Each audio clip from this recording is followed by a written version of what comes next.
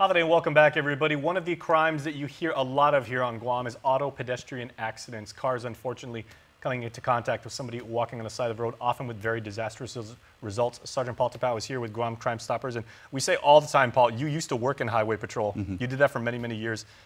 These crimes are very, very sensitive. How do you guys approach this from a GPD standpoint as far as investigations? How do you gather information about these? Well, it really is, the skills and the techniques of our investigators, because of the fact that there's many different dynamics with the crashes. You have metal on metal, but now you have what we use is flesh on metal and everything, and of course all the after effects such as the concrete or the asphalt. But it hits really home because of the fact that the pedestrian stands a slim chance of survival. And, in 2018, we did see 14 pedestrian fatalities. And, we're moving into the new year, and we've just had our auto pedestrian fatality. And what really makes this hard is that now we have a vehicle that was responsible had fled the scene. So, with in-line investigation, there's a lot of elements that we have to gather and put together, piece together, so that we can actually determine where the pedestrian was, where the pedestrian was standing,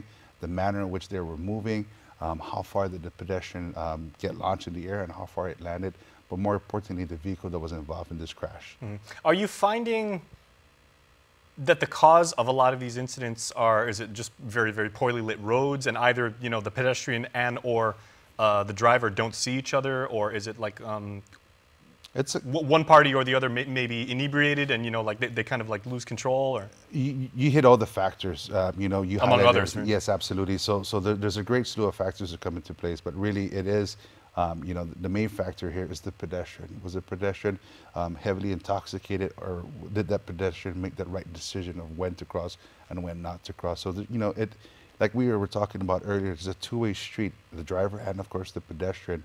So when you have a highly intoxicated individual who's walking on the roadways, judgment is impaired and decision making becomes impaired. So really, you're going to have that concoction where you may get into a crash or you may get hit by a car. So we're starting to see a high rise in that, and we are asking pedestrians to really think about what you're going to do and stuff when you do consume alcohol and you do have to walk, that you pose not just a threat to you but also a danger to the commuters who utilize the roadway and stuff. So the factors that you mentioned, the engineering of the roadway plays a factor, the lighting, the visibility that's available to the motorist, and of course the decision making of the pedestrian. Okay, and you actually have for our crime of the week a case that just happened a few days after the turn of the new year. Yes, absolutely. This is our first traffic fatality. Unfortunately, it's another auto pedestrian, and unfortunately is the one with the vehicle leaving scene. So this happened in Jigo, and we want to stress that there are witnesses, there are bystanders, but there may be more witnesses out there that may have information. Feel free to utilize the Crime Stoppers program and give us a call and provide that information for our crash investigators. All right, everybody, here is the 411 for what happened in Jigo.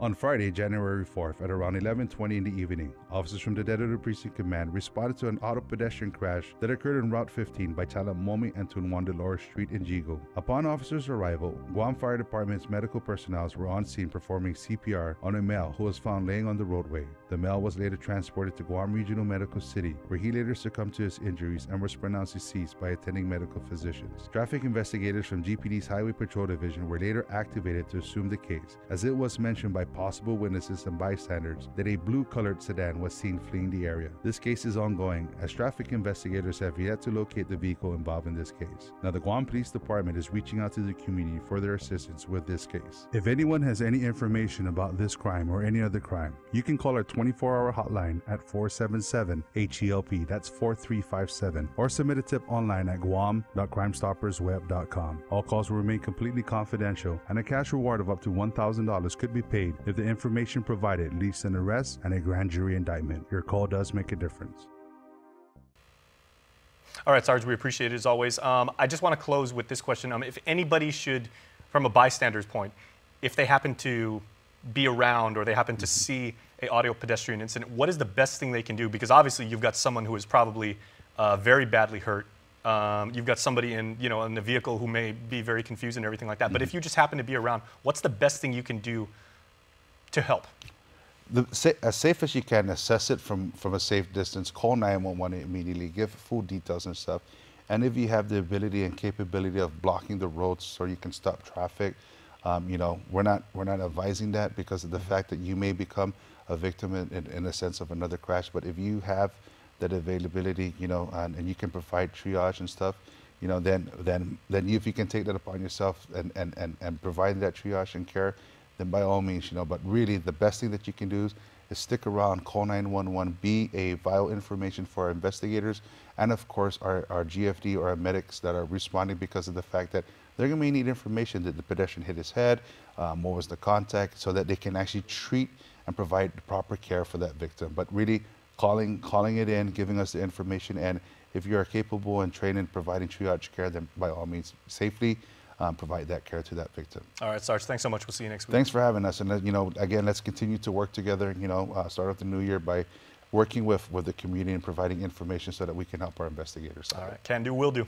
Absolutely, appreciate it. See you next week. Thank you. All right, everybody, that is why you allow him to come into your home each and every week. That's the man right there, and he's got the information to keep you safe. We're back after this.